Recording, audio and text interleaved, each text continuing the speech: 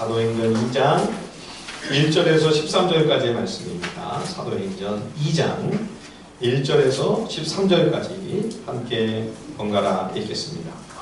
오순절 날이 이미 이르매 그들이 다 같이 한 곳에 모였더니 우연히 하늘로부터 급하고 강한 바람 같은 소리가 있어 그들이 앉은 온 집에 가득하며 마치 불의 혀처럼 갈라지는 것들이 그들에게 보여 각 사람 위에 하나씩 임하여 있더니 그들이 다 성령의 충만함을 받고 성령이 말하게 하심을 따라 다른 언어들로 말하기를 시작하니라. 그때 경건한 유대인들이 천하 각국으로부터 와서 예루살렘에 머물러 있더니 이 소리가 나니 큰 무리가 모여 자기의 담으로 제자들이 말하는 것을 듣고 소동하여 다 놀라 신기하게 여겨 이르되 보라 이 말하는 사람들이 다 갈릴리 사람이 아니냐. 우리가 우리 각 사람이 난곳 방언으로 듣게 되는 것이 어찌 됨이냐. 우리는 바데인과 메데인과 엘람인과 또 메소포타미아 유대와 갑바도기와 본도와 아시아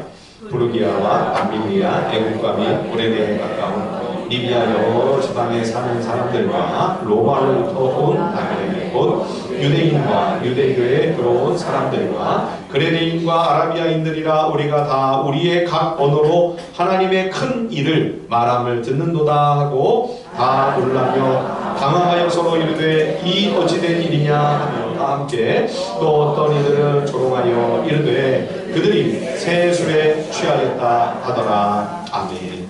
예, 사도행전은 사도 바울과 오랜 기간을 함께 동역했던 의사이며 동시에 선교사인 누가라고 하는 사람이 기록한 책입니다.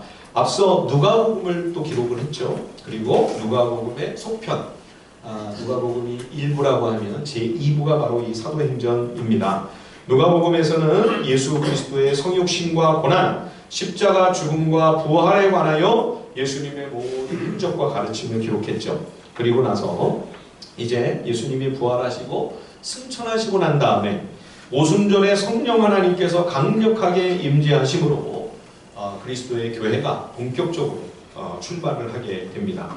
그래서 사도행전은 교회가 어떻게 시작되었고 어떤 과정을 통해 전 세계 땅끝까지 그리스도의 교회를 통해 하나님 나라 복음이 증거되고 전파되었는가, 이것을 상세하게 기술하고 있습니다. 특히 이 누가복음과 사도행전의 이 글의 첫 번째 수신자는 데오빌로라는 로마 사람, 이방인이었습니다. 이 한 사람을 위해 누가가 이 많은 양의 방대한 자료들을 모아서 이걸 추리고 또 정리하는 가운데 성령 하나님의 감동을 받아 기록한 책이 누가복음과 사도행전입니다. 신약 성경에 우리가 보통 일반적으로는 서신들이 교회 공동체를 염두에 두고 쓰는 편지들이죠. 물론 이제 디모데 전후서나 또는 디도서나 빌레몬서와 같이 개인적인 그런 서신도 있습니다만, 뭐 말은 개인적인데 사실은 또 목회와 교회와 초대교회 성도들의 삶과 다 관련되는 내용이죠. 대부분은 교회에 보내는 편지입니다. 빌립보서를 보낸다 그러면 빌립보 교회 성도들이 이제 그 편지를 가장 제일 먼저 전해받은 그 지역의 가정교회가 그걸 읽고 또 이제 귀한 또 말씀이니까 또 필사도 해서 또 보관을 하고 따로, 그래서 충분히 숙지를 하고 난 다음에 이제 다음번 가정교회로 보내면 또 거기서도 또 그걸 회람을 하고 같이 읽고 또 필사도 하고, 그렇게 이제 빌립보 지역의 가정교회들이 다 돌아가면서 이제 그 편지를 읽는 거죠. 예. 자, 그런데 이 누가복음과 사도행전은 데오빌로라고 하는 한 사람을 위해 누가가 정리하여 거의 뭐 이거 책 2권 아닙니까? 그렇죠? 책 1권을 적어서 보내고 또 그 다음 두 번째 책을 또 적어서 보내고 그런 편지가 바로 오늘 이 말씀입니다. 처음 누가복음 인사말에 보면 데오빌로에게 각하라고 깍듯한 호칭을 씁니다. 예, 예수 안 믿는 사람이고 또 로마 제국의 고위 관료이니까 정식으로 예우를 갖춰서 데오빌로 각하께 이 편지를 보냅니다 하고 이제 누가복음이 시작이 되는데, 한 사람을 위해 이런 정성 어린 책을 기록해서 보내니까 그 자체로도 감동이지 않겠습니까? 조그만한 쪽지 하나에 손편지를 적어줘도 우리가 참 감격하는데, 그래서 이 두 번째 책인 사도행전을 또 보냈는데 사도행전 1장에 보시면 1장 2절에 데오빌로를 부르는 호칭이 달라져요. 첫 번째 책과. 그죠? 데오빌로요. 각하가 빠졌습니다. 예, 데오빌로 형제 이렇게 호칭이 바뀐 거죠. 예, 누가복음의 내용을 다 꼼꼼히 읽어본 데오빌로가 예수님을 믿고 신앙생활을 시작한 것입니다. 그래서 교회 공동체 안으로 들어와서 거룩한 하늘 가족이 되고 하나님 나라의 영적 식구가 되었기 때문에 공식적인 호칭을 이제 빼고 이름만 편히 부를 수 있는 그런 관계가 된 거죠. 데오빌로 성도요. 데오빌로 형제요. 예. 누가는 이렇게 그리스도 안에서 한 식구된 데오빌로에게 교회는 어떻게 시작되었는가? 그리고 교회는 과연 어떤 공동체인가? 그리고 하나님께서는 그리스도의 교회를 통해 무슨 일을 행하려고 하시는가? 이걸 가르쳐주기 위해 이 사도행전을 기록한 것입니다. 오늘 우리가 읽은 사도행전 2장은 바로 교회의 시작, 예수 그리스도의 교회 공동체의 본격적인 출발점에 관한 생생한 보고입니다. 이 누가복음의 마지막 부분과 사도행전 1장에 보면 이제 주님이 부활하시고 제자들과 40일을 같이 계셨죠. 그리고 이제 주님이 승천하시면서 제자들에게 부탁을 하십니다. 한 곳에 모여서 아버지의 약속하신 것을 기다려라. 그 구약 요엘서 2장에도 하나님께서 말세에 성령을 부어주시마. 그렇죠? 거기서 부어주신다고 하는 것은 정말 그 국지성 폭우, 게릴라성 폭우와 같이 뭐 시간당 막 그 몇백 미리 막 쏟아붓는 거 있잖아요. 그렇죠? 그렇게 폭우와 같이 부어주시는 그런 은혜를 말씀하는 내용입니다. 그런 은혜가 임하게 될 것을 바로 그 성취될 때가 왔음을 암시하시면서 예루살렘을 떠나지 말고 함께 기도해라. 주님의 말씀대로 모든 제자들이 열흘간 예루살렘에서 그 마가의 집이죠, 그죠? 그 2층 집에서 함께 예배드리고 말씀을 나누며 은혜를 서로 나누는 가운데 교제하는 특별 사경회가 아마 이 열흘 동안 다시 열렸을 것입니다. 그렇게 모여서 간절히 한 마음으로 계속 기도합니다. 자, 2장 1절 한번 보십시오. 사도행전 2장 오늘 1절 말씀을 다시 보시면 오순절날이 이미 이름에 그들이 다 같이 한 곳에 모였더니, 그쵸? 다 같이 한 곳에 모였다고 했는데 원래는 여기가 뭐라고 되어 있냐면 그들이 다 한 마음이 되어 한 곳에 있었다. 한 마음이라는 단어가 나옵니다. 이 사도행전에 계속 반복되는 중요한 단어 중에 하나가 이 한 마음이라고 하는 이 단어입니다.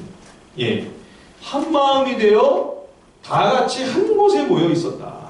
예수님이 아버지 하나님께서 약속하신 그 선물을 기다리며 모두 같이 모여 기도하라고 하셨을 때 사도들과 제자들은 그 주님의 부탁을 깊이 마음에 새기고 한 마음이 되어 그 말씀을 순종한 거죠. 예전에 겟세마네 동산에서 특별히 그 중에서 뽑은 세 제자도 나머지 9명은 뭐 하고 있었을까요? 그냥 자고 있는 거죠.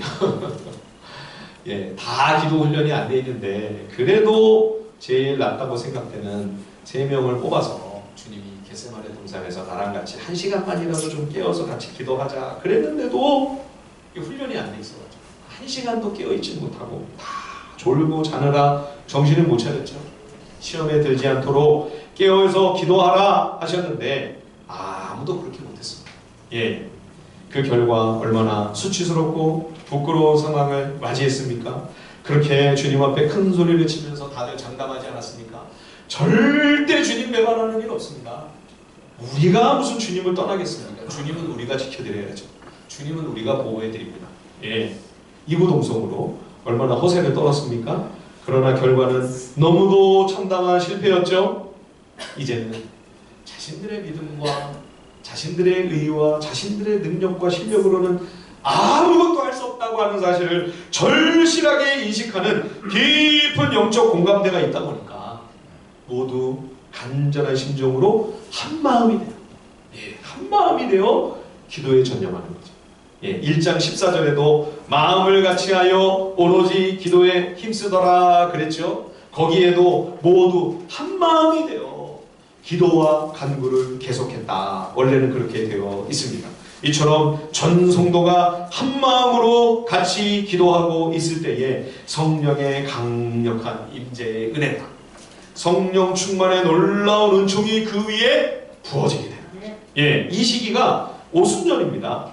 오순절은 이제 6월절에서 2달이 채 못 되죠. 그죠? 7주니까 8주면은 딱 2달인데 7주 후가 오순절입니다. 6월절에서 오순절까지. 그래서 7 곱하기 7 해가지고 77절이라고도 하고, 그죠? 그 다음 날이 딱 50일째 되니까 오순, 이 순이 열흘 숫자잖아요, 그죠? 그래서 50일째 되는 날, 6월절에서 50일째 되는 절기해서 오순절이라고도 하는 것입니다. 그러니까 이번에 올해는 음력으로 부활절이 3월 말이었죠, 그렇죠? 우리가 구약의 6월절이 언제였는가? 우리 딱 고난주간 그리고 성금요일 부활절, 그때가 이제 옛날 유대인들의 구약시대 6월절인 거죠, 그죠? 그때부터 7주니까 지난주가 오순절이었어요. 지난주일날 이 설교를 했었어야 됩니다. 한 주 늦었습니다. 예. 그러니까 어느 정도인지 대략 짐작이 되시죠? 예, 음력 3월 말 4월 초 이때가 이제 6월절이고, 그 다음에 음력 5월 추순이나 중순 이때가 이제 오순절이구나, 이렇게 생각하시면 되겠습니다. 이 오순절이요, 더 구약시대에서 더 뒤로 가면 이스라엘 백성이 출애굽을 해서 시내 광야에 진을 치고 이제 한동안 머물렀잖아요. 그때 한 1년 정도 있었죠, 그죠?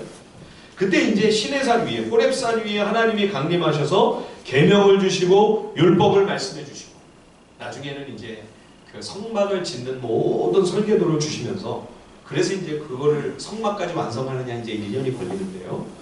그때가 바로 오순절이었습니다.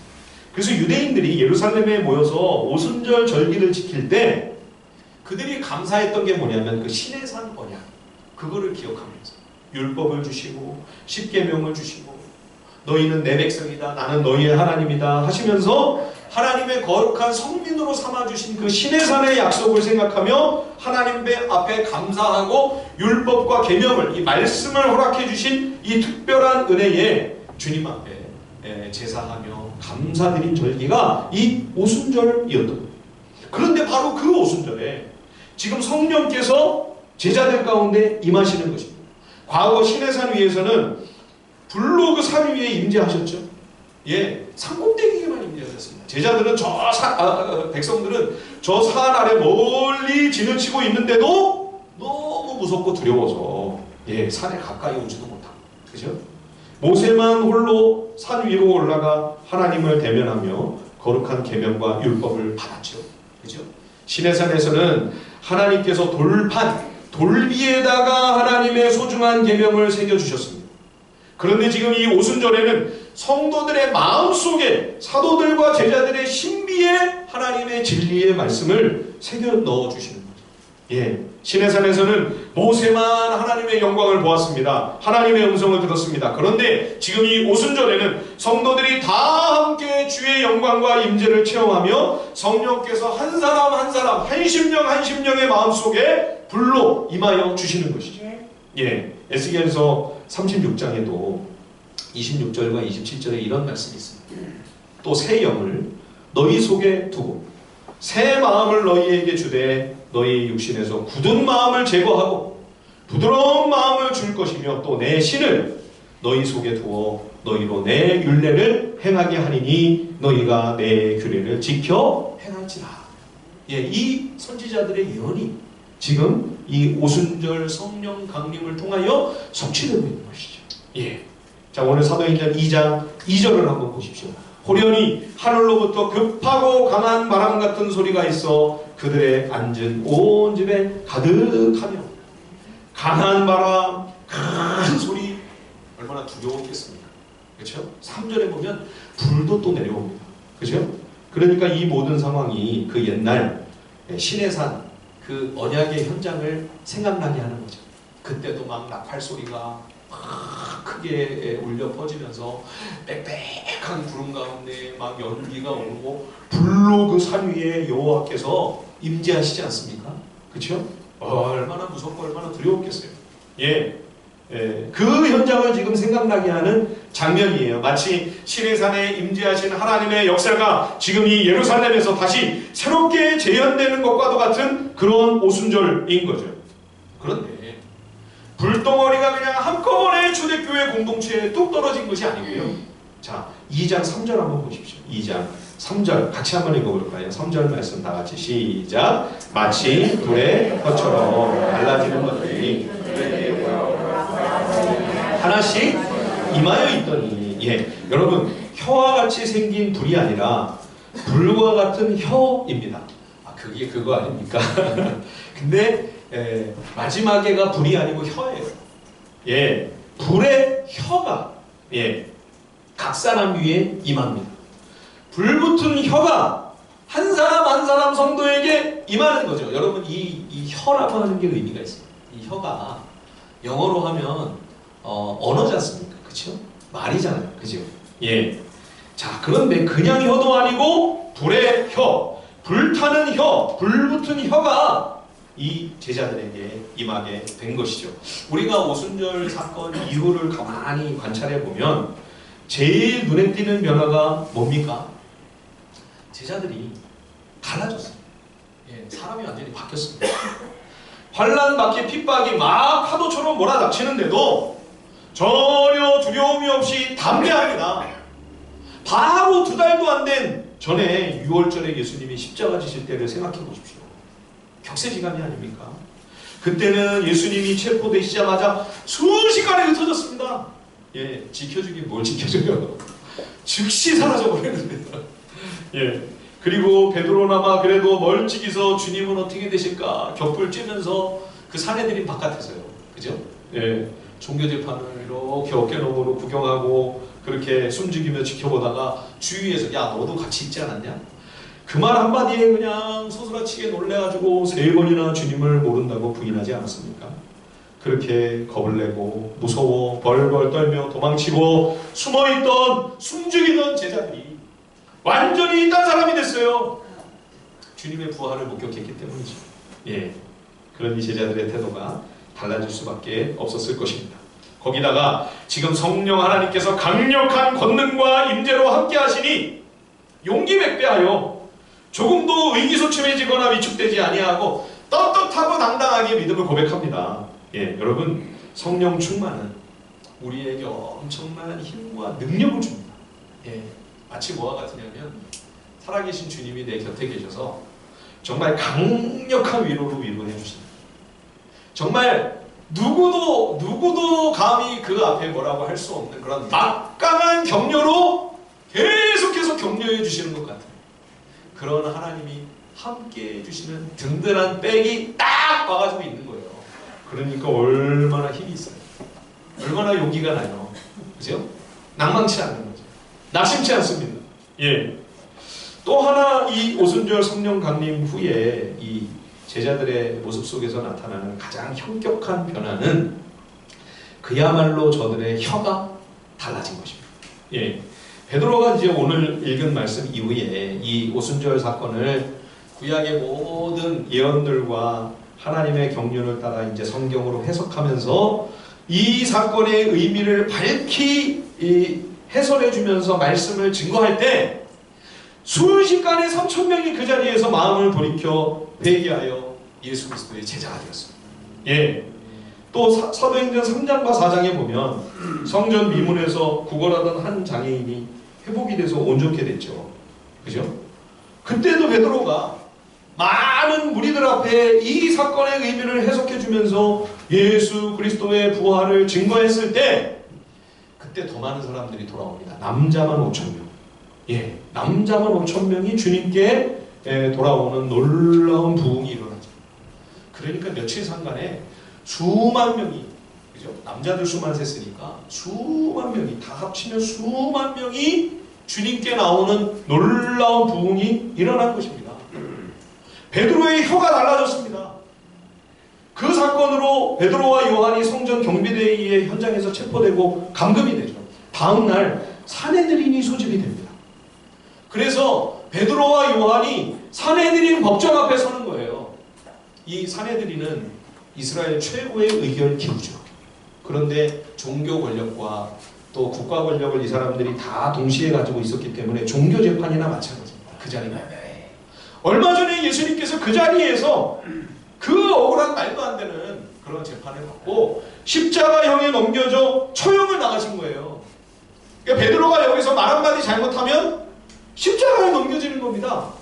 그런데도 베드로가 조금도 움츠러드는 기색이 없어요.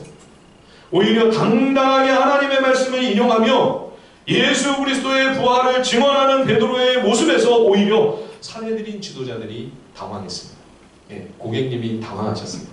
예. 결국 다시는 예수의 이름으로 말하면 안 된다?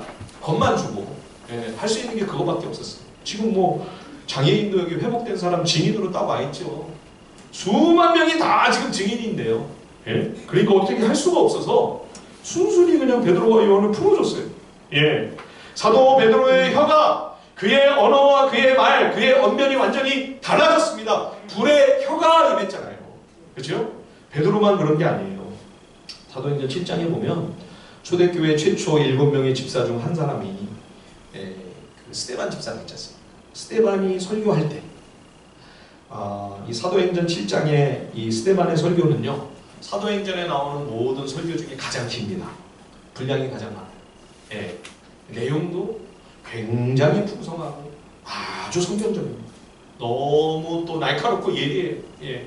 베드로의 설교나 바울의 설교는 저리 가라 할 정도로 집사님이 성전에서 복음을 증거하며 외치는데 그 영향력이 엄청납니다.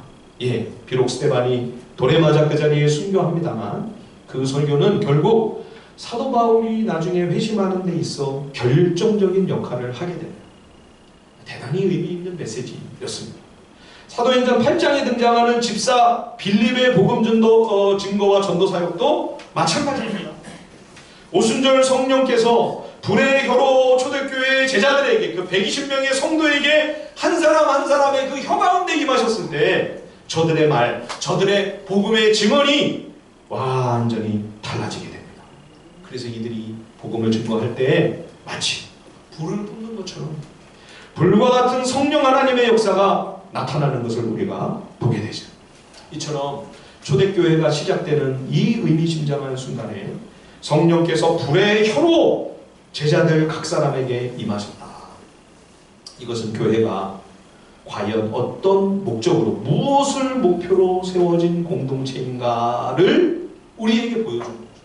예, 교회의 본질, 교회 공동체의 영적인 정체성이 무엇인가? 그것은 교회가 성령 하나님의 지혜와 능력을 힘입어 세상에 복음을 전파하기 위하여 세워진 공동체라는 것입니다. 예, 성령께서 함께 하시는 우리를 통하여 생명 없는 이 땅에 생명의 길을 보여주고 빛이 없고 소망이 없는 이곳에 복음으로 말미암는 산 소망을 우리를 통해 증언하게 하시려고 과연 무엇이 참 삶의 길인가?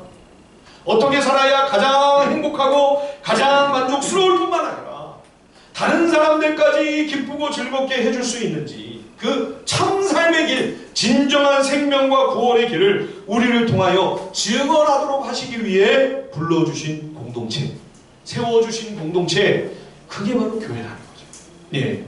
그러므로 여러분, 우리가 하나님의 성령으로 충만해야만 세상 앞에 주님의 복음을 가진 주의 이 귀한 생명과 진리를 가진 자로서 선한 영향력을 우리가 끼칠 수 있겠죠. 뿐만 아니라 우리의 말도, 복음을 증거하는 우리의 이 복음도 인간의 새치혀를 가지고는 한계가 있지 않습니까? 그렇죠? 그것이 권능이 있고 영향력 있는 말씀으로 감화를 끼쳐 그 영혼의 마음 중심을 변화시키기 위해서는 우리가 하나님의 영으로 충만해야만 우리의 언어도 그저 내 입의 말로 그치는 것이 아니라 성령 하나님의 불과 같은 메시지로 전달이 되어 생명과 구원의 역사가 나타날 수 있는 것이죠. 자, 이렇게 불의 혀가 각 성도에게 임할 때 성도들은 자신들의 모국어인 이 히브리어가 아니고요. 다 전혀 다른 나라의 민족의 언어로 말씀을 선포하기 시작했습니다. 자, 4절 우리 한번 읽어볼까요? 사도행전 2장 4절 다 함께 시작. 그들이 다 성령의 충만함을 받고 성령이 말하게 하심을 따라 다른 언어들로 말하기를 시작하니라. 방언이죠. 방언. 예, 최초의 방언은 아무 뜻 없는 이상한 소리의 반복적인 나열만이 아니었고요. 나는 지금 무슨 말인지 모르나. 방언하는 본인은 이게 무슨 말인지 무슨 의미인지 어떤 언어인지 전혀 알지 못하지만 그 나라에서 그 민족 가운데서 온 그 사람이 들으면 이거 우리의 모국어로 지금 이 네이티브 스피커가 하는 말이네요 하면서 탁 알아들을 수 있는, 똑똑히 알아들을 수 있는 확실한 외국어를 지금 온전하게 성령의 능력으로 말하게 된 것, 이것이 바로 오순절의 방언이었습니다. 성령님이 강림하셔서 그리스도의 교회가 본격적으로 출범하는 이 뜻깊은 순간에 성령님이 임재하신 결과가 왜 하필 방언이었을까요? 여러분, 그것은 교회가 열방과 땅끝까지 복음을 선교하기 위해 시작된 공동체라는 사실을 분명하게 하나님께서 천명해 주시는 것입니다. 그리스도의 복음은 단지 이스라엘만을 위한 것이 아니었습니다. 단지 유대인들, 아브라함의 혈통적인 자손만을 위한 것이 아니었습니다. 온 세계, 열방과 땅끝까지 하나님이 선택하신, 우리도 바로 그에 포함되는 이방인들이죠. 그렇죠? 우리를 비롯해서. 그리고 뿐만 아니라 지금 선교사님들이 또 우리에게서 세계 방방곡곡으로 파송되어서 복음을 증거하고 정말 그들에게 말씀을 전하며 선한 생명적 영향력을 미치기 위하여 복음의 삶을 살고 있지 않습니까? 그 복음을 듣고 그들 가운데서 또 하나님이 택하시고 구원하실 그 영혼들까지, 예, 그들 모두를 구원하시기 위하여 하나님께서 세우신 공동체가 바로 교회라는 거죠. 여러분, 그래서 예수 그리스도의 교회는 본질적으로 선교 공동체입니다. 선교적 공동체. 예, 선교를 위해 존재하는 공동체가 그리스도의 교회라는 거죠. 여러분, 우리가 단지 내 교회만을 생각하는, 우리 한해비전 교회, 나의 교회, 내 교회, 내 교회의 확장, 내 교회의 성장만을, 양적 성장만을 목표로 삼아 개교회주의에 우리가 함몰된다면, 그래서 내 교회, 내 교회, 내 교회만 생각하고 있다면 여러분, 그것은 성경적인 교회의 모습이 결코 아닙니다. 교회는 처음 시작부터 선교적이었습니다. 애초에 출발부터 예루살렘과 이스라엘과 유대만 아니라 땅끝을 바라보면서 출발합니다. 열방을 품으며 시작되는 공동체가 그리스도의 교회입니다. 그러니 여러분, 교회가 아무리 작아도, 예, 너무너무 힘든 그런 개척교회라 할지라도 교회라면 선교에 함께 동역을 해야죠. 예, 세계 선교를 위해, 예, 작은 그런 모습이라도 협력해야죠. 그것이 교회의 본질이며 그것이 그리스도의 교회 공동체의 거룩한 정체성이기 때문입니다. 하나님께서 아브라함을 부르셔서 아브라함과 언약을 맺으십니다. 여러분, 아브라함에게 주신 그 귀한 언약, 아브라함 언약의 핵심이 뭡니까? 예, 창세기 12장 3절에 보면 땅의 모든 족속이 너로 말미암아 복을 얻을 것이라. 땅의 모든 족속입니다. 그저 혈통적 유대인, 아브라함의 혈통적인 육신적인 자손들, 이스라엘 백성만 아니고 땅의 모든 족속, 너와 너의 후손들을 통해, 그리고 그 후손들을 통해 태어나신 예수 그리스도로 말미암아, 그리고 그 예수 그리스도의 십자가의 피와 부활로 말미암아 구원을 받아 교회 안으로 들어오게 될 하나님의 거룩한 교회 공동체를 통해 땅의 모든 족속이 복을 얻게 될 것이다. 이게 아브라함의 언약이에요. 그 아브라함에게 주신 언약의 본격적인 성취를 위해 하나님께서 쓰시려고 세우신 공동체가 교회라는 거죠. 예, 당시 오순절에 많은 사람이 절기를 지키기 위해 예루살렘에 와 있었습니다. 그런데 마가의 집에서 그냥 막 큰 소리가 나는 거예요. 소동이 막 벌어지는 거예요. 이게 뭔 일이냐 놀라가지고 사람들이 마가의 집으로 몰려든 것입니다. 그러자 120명의 사도들과 제자들에게 성령님이 임하셔서 이들이 다 각자 다른 나라와 민족의 언어로 말하고 있는 것을 목격하고 놀랍니다. 가만히 보니까 자기들이 태어나서 살고 있는 그 지역의 모국어로 이 사람들이 말씀을 하고 있는 거예요. 하나님의 말씀을 전하고 증거하고 있는 거예요. 얼마나 신기했겠습니까? 얼마나 신비로운 광경입니까?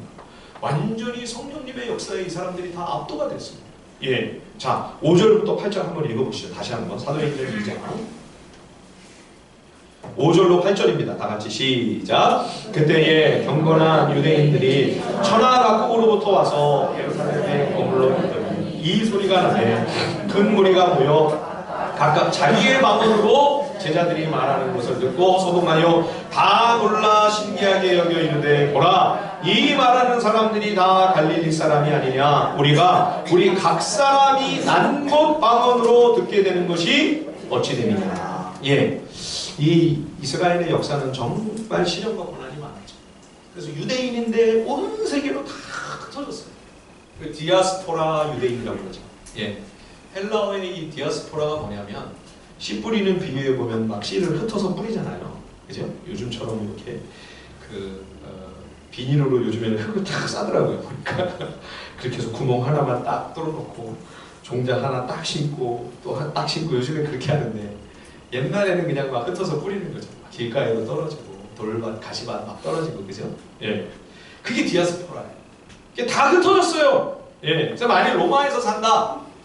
예를 들어 사도 바울도 바리새인 사울 예루살렘에 오기 이전에는 로마 제국에서 태어난 거예요. 유대인인데, 그죠?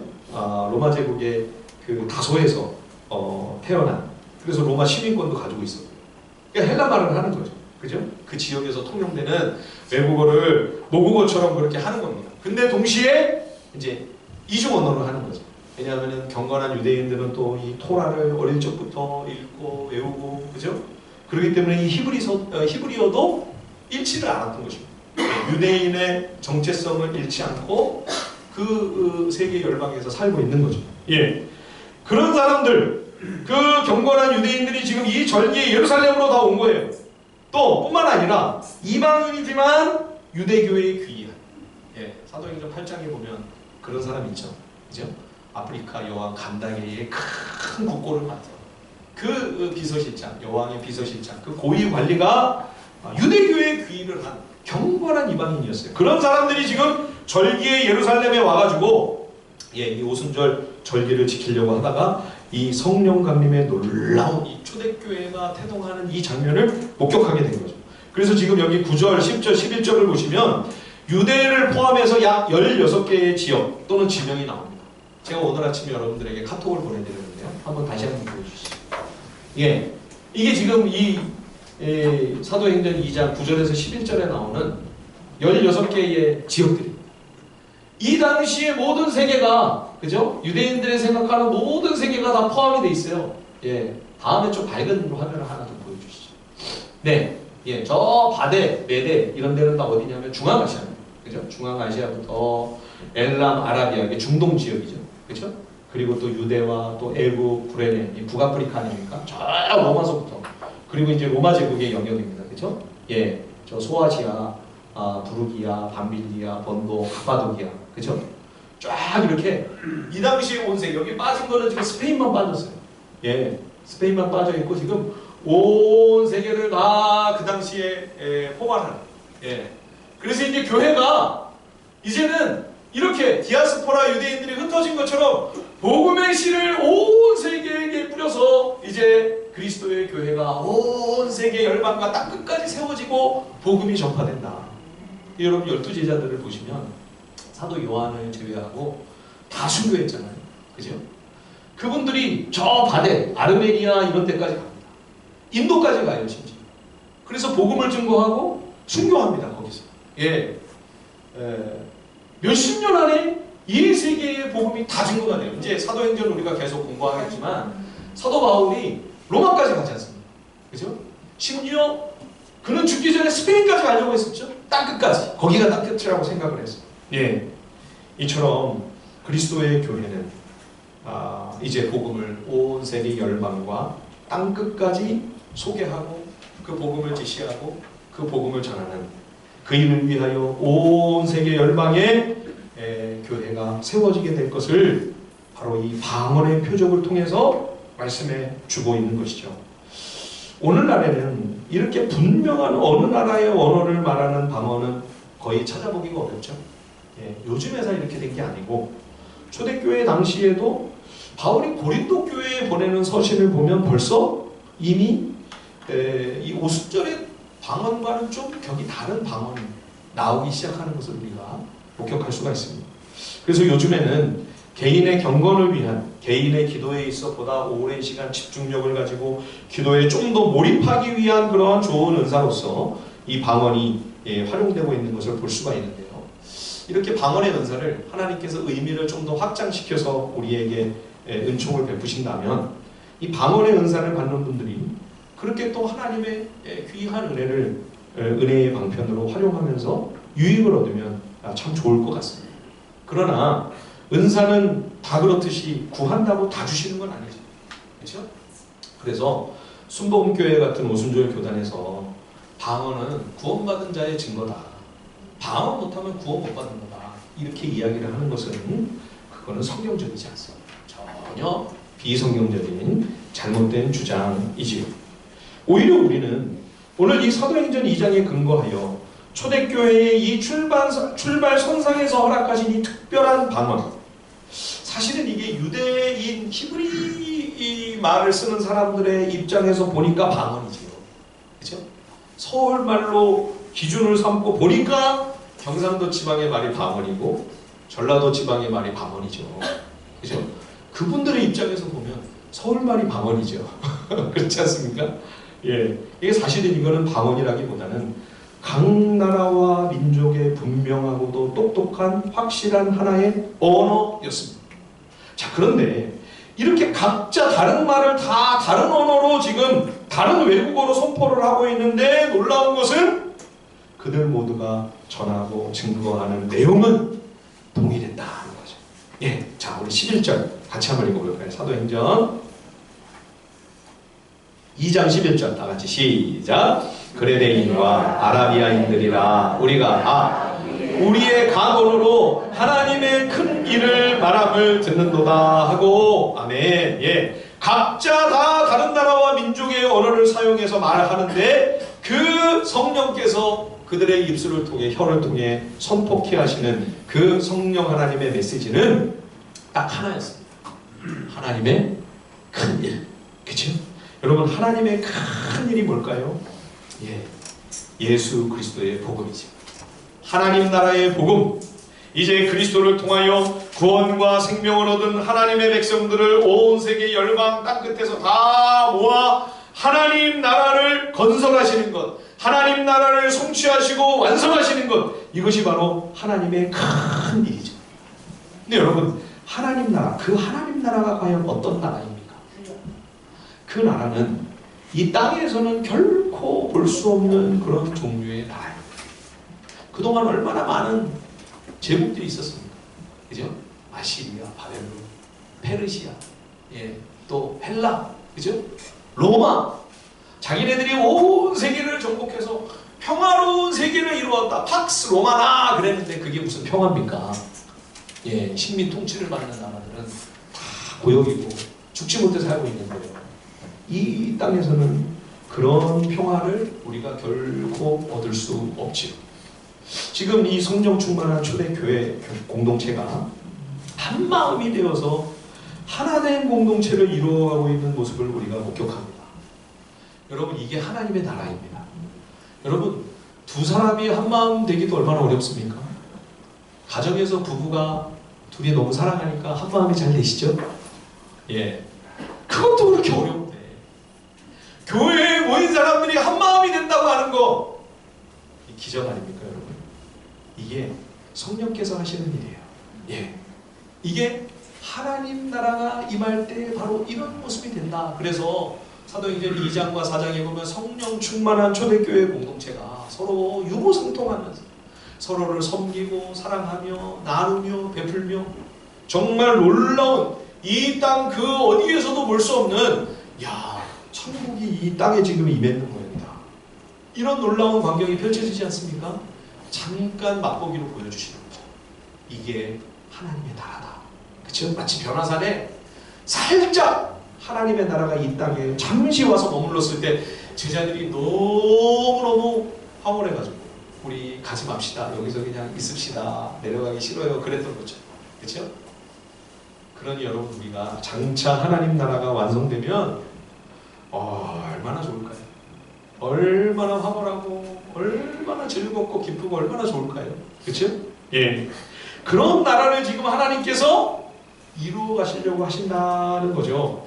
자, 지금 이 오순절의 방언은 각 사람이 다른 말을 하고 있으니 얼마나 혼란스러워 보입니까? 그죠? 근데 여러분, 이 가운데 지금 하나님이 하나됨을 이루어가고 계시는 것을 여러분 보십니까? 언어는 다른데, 말은 다른데 그 전하는 내용은 똑같아요. 하나님의 큰 일, 하나님 나라의 복음, 예수 그리스도의 복음으로 말미암아 하나님 나라가 완성된다. 그거를 다 똑같이 선포하고 있는 거죠. 옛날에 그 창세기 11장에 바벨탑 사건을 보면 사람들이 이제 하나님을 몰아내고 인간의 왕국을 건설하려고 합니다. 우리가 뭐 하나님 뭐 명령 듣고 뭐 말씀 순종하고 다 필요 없다. 예, 우리의 욕심을 추구하고 우리가 왕이 되고 내가 주인이 되어 마음껏 내가 하고 싶은 것을 다 하고 인간의 욕심과 탐욕을 실현하기 위한 인간의 나라, 인간의 왕국을 건설하자. 그게 바벨탑이었죠. 사실은 인간의 왕국이 아니고요. 그 뒤에 악한 마귀가 조종하고 있는 사실은 사탄의 왕국이죠. 인간의 왕국은 속임수고요. 그렇죠? 결국 그 열매가 뭡니까? 그때는 말이 다 하나였어요. 언어가 통일되어 있었어요. 근데 언어가 다 제각각 갈라지면서 혼돈과 분열과 분쟁과 혼란이 더 가중되므로 오히려 더 나빠지죠. 예, 그 바벨탑이라고 할 때 그 바벨이라고 하는 말의 의미가 뭡니까? 혼돈입니다. 혼란. 그렇죠? 예, 여러분, 이 땅에서 아무리 우리가 하나님 없이 개인적으로든 가정적으로든 교회적으로든 또는 민족과 국가 차원에서도 하나님 없이 번영을 추구하고 하나님 없이 풍요롭게 되기를 원하고 하나님 필요 없이 내가 행복하려고 하고 내가 평강과 평안을 한번 얻어보리라. 여러분, 그거는 불가능한 시도입니다. 그 결과는 바벨이에요. 바벨. 더 혼란스럽고 더 혼동스럽고 더 나빠지는 그런 결과밖에는 안 되는 거죠. 그런데 지금 하나님께서 교회 공동체에 성령을 부어주시고 그 갈라지고 찢어지고 분열하고 분쟁하고 다투고 싸우고 전쟁하는 이 세계의 하나님 나라를 하나 되도록 하시면서 다시 사랑으로 연합하고 서로 섬기고 서로를 아끼고 마음이 하나가 되고 서로를 위하여 희생하며 서로를 위해 섬기는 그런 하나 되는 공동체, 사랑의 하나님의 나라, 진정한 평화의 왕국인 하나님의 왕국을 건설하시겠다. 그게 하나님의 큰 일이에요. 그 일을 뭘 통해서 하신다고요? 하나님께서 교회를 통해서 하신다는 거죠. 예, 그래서 에베소서에 교회론을 말씀하고 있는 에베소서에 하나님이 그 하나님의 큰 경륜, 하나님의 큰 일을 이렇게 표현하고 있는 것을 보게 됩니다. 에베소서 1장 9절 10절에 보면 그 뜻의 비밀을 우리에게 알리신 것이요 그의 기뻐하심을 따라 그리스도 안에서 때가 찬 경륜을 위하여 예정하신 것이니 하늘에 있는 것이나 땅에 있는 것이 다 그리스도 안에서 통일되게 하려 하십니다. 그리스도 안에서 통일된다, 이게 뭡니까? 남과 북이 하나 돼서 통일된다는 거예요? 그 정도만이 아니에요. 예, 사랑으로 연합하는 한 공동체가 되고 분열이나 다툼이나 반목이나 미움이나 싸움이나 눈물이나 슬픔이 없이 사랑과 희락으로 온전히 하나가 되어 참 샬롬을 경험하는 하나님의 나라, 하나님의 왕국을 그리스도로 말미암아 이루시겠다. 예, 그거를 교회를 통해서 하나님이 이루어 가시기를 원하신다는 거죠. 예, 에베소서 4장에도 이렇게 말씀합니다. 평안에 매는 줄로 성령이 하나 되게 하신 것을 힘써 지키라. 몸이 하나요 성령도 한 분이시니 이와 같이 너희가 부르심의 한 소망 안에서 부르심을 받았느니라. 주도 한 분이시요 믿음도 하나요 세례도 하나요 하나님도 한 분이시니 곧 만유의 아버지시라. 모든 것 위에 계시고 온 우주를 통일하시고 하나님께서 지으신 모든 만물 가운데 계시도다. 여러분, 교회는 참 많은 연약함과 허물이 있습니다. 아직 완성되지 못한 죄인들이 모여있는 공동체이다 보니 많은 허물과 오점과 또 수치스럽고 부끄러운 일들도 얼마나 많이 드러납니까? 그럼에도 불구하고 이 그리스도의 교회가 소중한 이유는 하나님께서 만유를 그리스도 안에서 통일하려고 하시는 이 하나님의 큰 일, 이 하나님의 역사를 예수 그리스도의 교회 공동체를 통해 이루어 나가고 계시기 때문입니다. 예, 그래서 교회는 아직도 이 땅의 희망입니다. 그리스도의 교회는 여전히 이 세상에 남아있는 유일한 희망이에요. 예, 하나님께서 우리 하늘비전 교회 공동체에도 이 오순절에 부어주신 이런 놀라운 은혜가, 성령 충만한 은혜가 우리에게도 임하게 되기를 간절히 바랍니다. 그래서 우리의 혀가 바뀌고 우리의 삶이 바뀌고 그래서 더 능력있게 영광스러운 복음이 우리를 통해 전파되고 또 세계선교의 놀라운 역사가 우리를 통해서 일어나고 그리고 하나님 나라를 완성하시는 그 하나님의 역사가 우리 교회를 통해 힘있게 하나님께서 쓰시고 사용하시는 역사가 있기를 우리 주님의 이름으로 간절히 축원드립니다. 우리 찬양 한번 그래도 부르고요. 간절히 한 번만 기도하고 예배를 마치겠습니다. 아까 우리 불렀던 찬양 성령이 오셨네, 이 찬양 우리 말씀을 생각하며